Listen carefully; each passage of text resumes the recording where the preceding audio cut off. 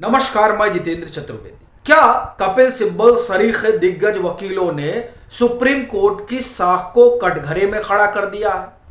ये जो सवाल है ये नाहक नहीं उठा है, ये बहुत बड़ा सवाल है जो अब सुप्रीम कोर्ट के सामने मुंह बाए हुए खड़ा है। और ये स्वाभाविक तौर पर सुप्रीम कोर्ट के लिए, सुप्रीम कोर्ट के अगुआ के लिए बड़ी असहज स्थिति है, क्योंकि इस तरह के सवाल पूछे जा रहे हैं। सुप्रीम कोर्ट के न्यायमूर्ति मंच पर बैठे हैं और उस मंच से सवाल जो उठ रहे हैं वो सुप्रीम कोर्ट के न्यायमूर्ति को असहज स्थिति में डाल रहे हैं। और स्वाभाविक है जब इस तरह के सवाल उठेंगे जिसमें यह प्रश्न उठेगा कि इस मामले में अलग रवैया रहा कोर्ट का और इस मामले में अलग रवैया रहा कोर्ट का, तो स्वाभाविक है कि परिस्थितियां जो हैं और स्थितियां वो एक अलग तरीके की हो ही जाती है। और ये जो सवाल है ये सवाल हाल हाल के दिनों में उठे हैं। एक सवाल तो अभी बिहार के गवर्नर ने उठाया है। उन्होंने क्या कहा उस पर हम आए, उससे पहले बात कर लेते हैं कि जेएनयू की वाइस चांसलर ने भी इसी तरह का प्रश्न खड़ा किया था और वो प्रश्न तीस्ता शीतल वाड़ से जुड़ा हुआ था। उन्होंने पूछा था, आप ये कहें कि उनका साक्षात्कार रहा, उसमें उन्होंने ये बात कही कि क्या जिस तरीके से तीस्ता शीतल वाड़ के लिए तमाम चीज़ें सुलभ रहीं उसी तरीके से क्या सुप्रीम कोर्ट सबके लिए इस तरह से खुल जाएगा। क्योंकि आपको ध्यान होगा कि किस तरह से फोन जाता है, फिर 2 लोगों की बेंच बैठती है, मामला टाई हो जाता है, फिर 3 लोगों की बेंच बैठती है और 9:30-10 बजे रात में जो है उन्हें इंटरिम बेल मिलती है। बड़ी चीज ये है कि ये जो इंटरिम बेल थी बाद में रेगुलर बेल में तब्दील हो गई, वो किस मामले को लेकर थी? वहां भी उन पर आरोप यही लगा है कि इन्होंने एविडेंस जो है वो फर्जी गढ़े।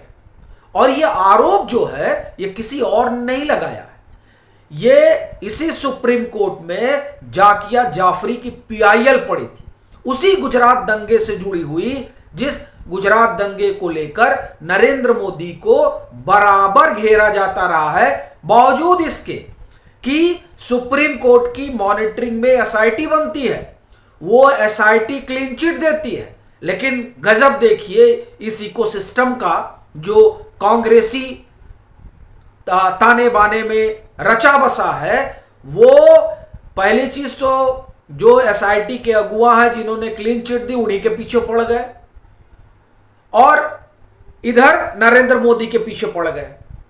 और ये तब तक पड़े रहे जब तक सुप्रीम कोर्ट ने फटकार नहीं लगा दी। हालांकि ऐसा नहीं वो मामला खत्म हो गया है, अभी भी एक याचिका पड़ी हुई है जो 2002 से 2006 के बीच जो इनकाउंटर हुए गुजरात में उसको लेकर है और उस पर भी आने वाले दिनों में सुनवाई होगी। यानी नरेंद्र मोदी को घेरने का कोई कोर कसर नहीं छोड़ा जा रहा, लेकिन अभी हम बात उस पर नहीं कर रहे।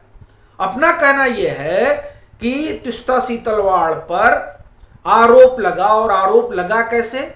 जो जाकिया जाफरी की पीआईएल थी उसी पर एएम खानविलकर की खंडपीठ यानी इसी सुप्रीम कोर्ट ने कहा कि ऐसा लगता है कि इस मामले को जिंदा रखने की कोशिश हो रही है और उस बाबत तमाम उल जलूल चीजों को लाकर रख दिया जा रहा है।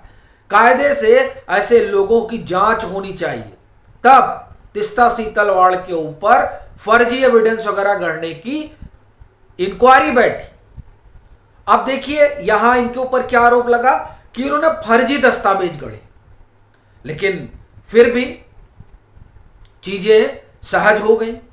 लेकिन जिस तरीके से इंटरिम राहत इनको मिली उसे लेकर सवाल उठा और यह जाहिर तौर पर सुप्रीम कोर्ट के लिए सहज स्थिति नहीं है। लेकिन अब बड़ी दिक्कत यह है कि कपिल सिब्बल हैं जिसके वकील, और बात यही खत्म नहीं होगी।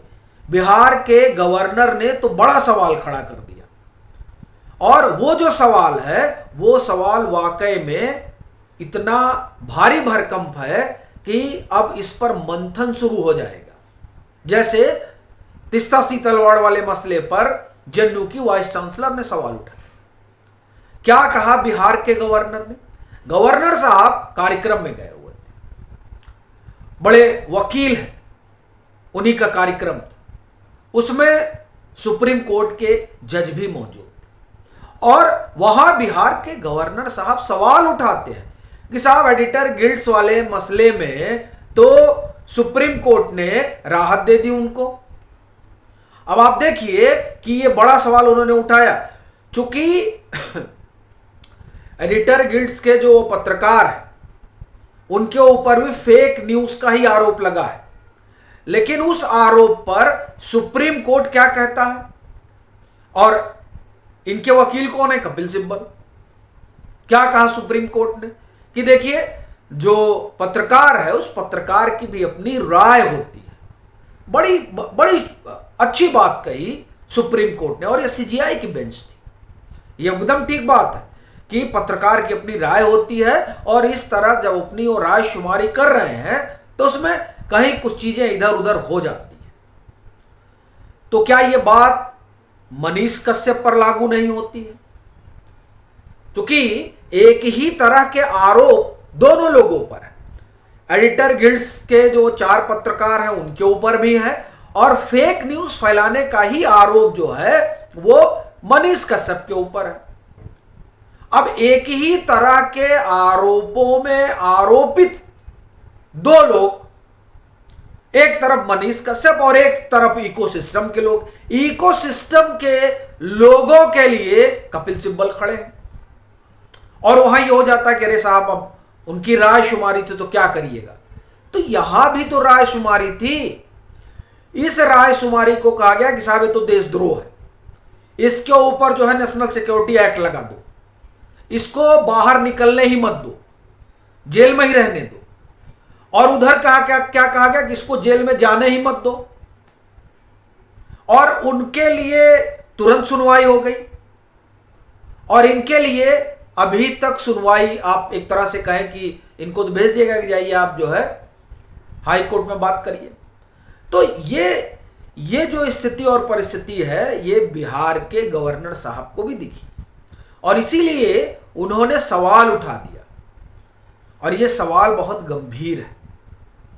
और यही वजह है कि ये अब कहा जाने लगा है कि क्या ये जो चुनिंदा वकील हैं सिब्बल साहब जैसे, क्या इनकी वजह से, चूंकि भाई कहा ही जाता है नहीं चेहरा देखा जाता है, तो अब क्या इनका जो चेहरा है, इनके चेहरे की वजह से सुप्रीम कोर्ट की साख दांव पर नहीं लग गई?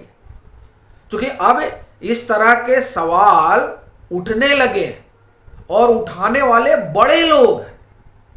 आप देखिए बिहार के गवर्नर अगर इस बात को रेखांकित कर रहे हैं तो जाहिर सी बात है कि उनको भी यह बात खटकी। क्योंकि आप देखिए मनीष कश्यप वाले मसले में कपिल सिब्बल ने क्या कहा था? कपिल सिब्बल ने कहा रहे ये तो चुनाव लड़ा है, ये पत्रकार कैसे हो गया?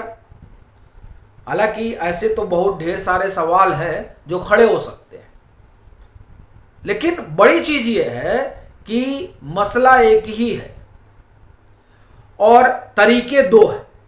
ये स्वाभाविक तौर पर प्रश्न खड़ा करता है जो अब सुप्रीम कोर्ट के सामने यक्ष प्रश्न की तरह आप समझिए कि आ गया है। और ये जाहिर सी बात है कि जो बात बिहार के गवर्नर ने छेड़ी है वो दूर तक जाएगी और इस पर विमर्श बड़ा होगा, और ये विमर्श जो है वो परेशान करेगा उन लोगों को भी जो लोग एक अलग तरह के ख्यालात रखते हैं।